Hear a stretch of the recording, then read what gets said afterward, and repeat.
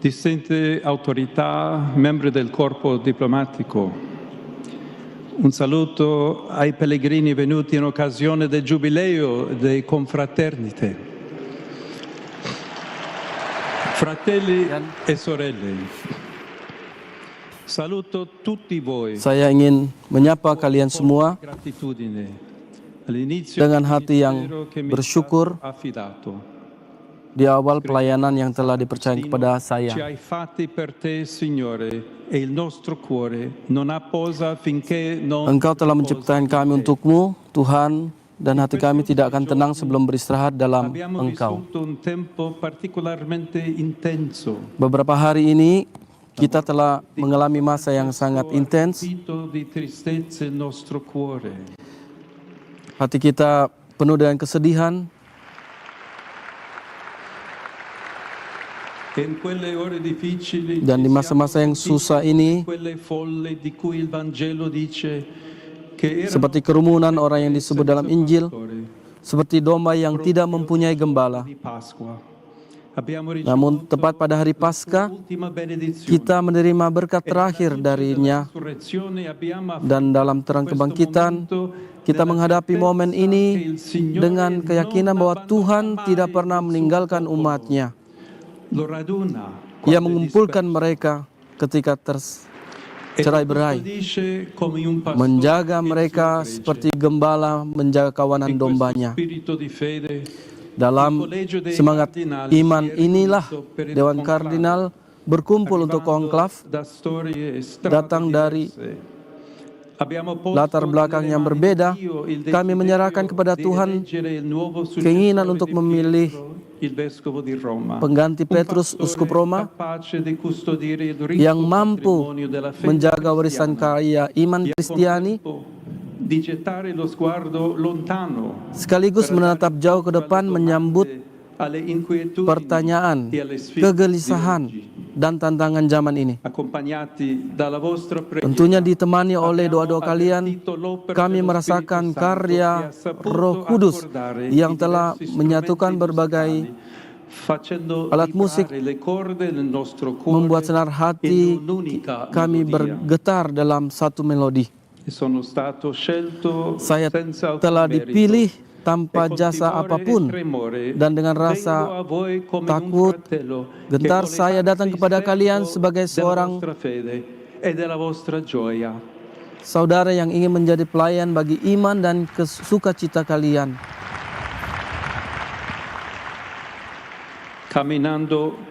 Berjalan bersama kalian di jalan kasih Allah yang menghendaki kita semua bersatu dalam satu keluarga. Kasih dan kesatuan.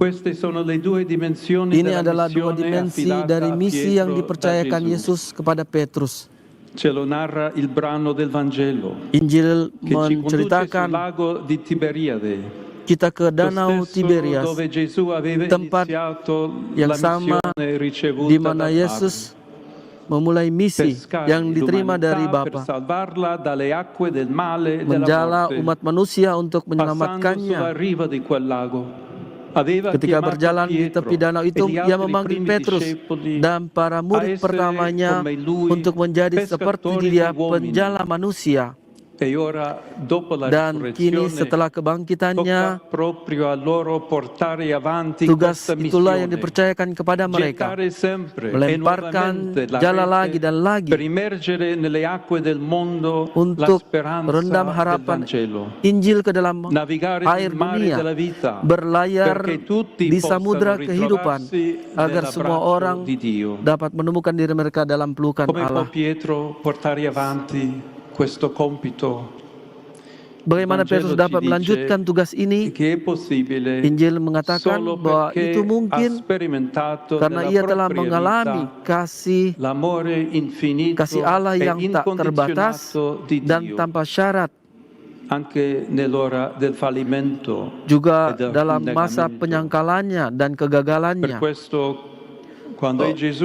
Oleh karena itu, ketika Yesus berbicara kepada Petrus, Ia menggunakan kata Yunani agapao yang merujuk pada kasih Allah kepada kita, kasih yang memberikan diri sepenuhnya tanpa perhitungan. Berbeda dari kata yang digunakan oleh jawaban Petrus yang menggambarkan kasih persahabatan, kasih di antara sesama kita. Ketika Yesus bertanya kepada Petrus, "Simon, anak Yohanes, apakah engkau mengasihi aku?" Ia merujuk kepada kasih Bapa.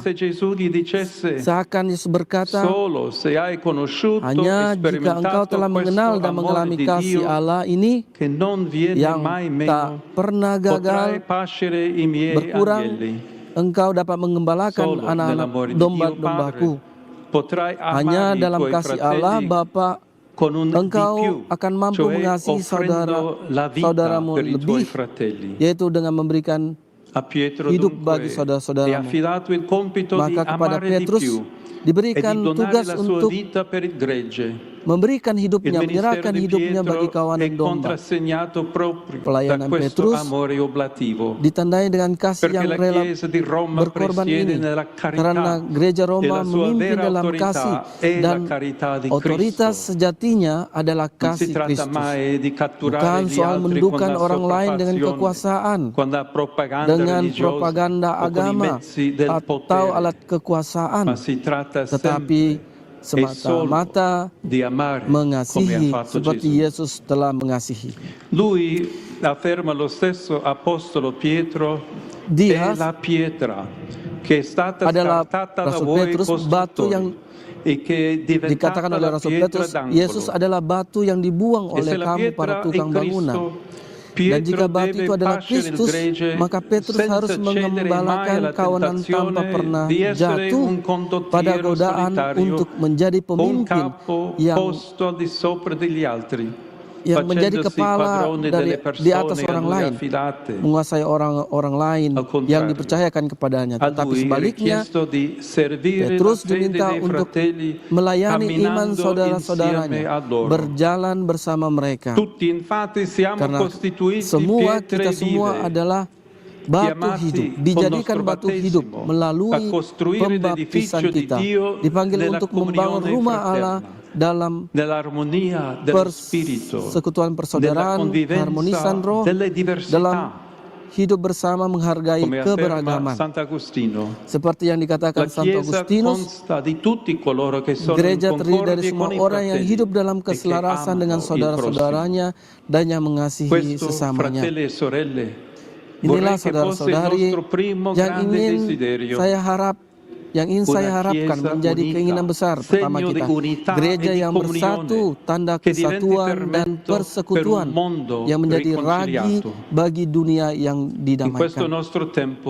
Di zaman kita ini, kita masih melihat terlalu banyak perpecahan, terlalu banyak luka yang disebabkan oleh kebencian, kekerasan, prasangka, ketakutan terhadap orang yang berbeda dari kita, dari paradigma ekonomi yang mengeksploitasi sumber daya bumi, meminggirkan orang-orang miskin.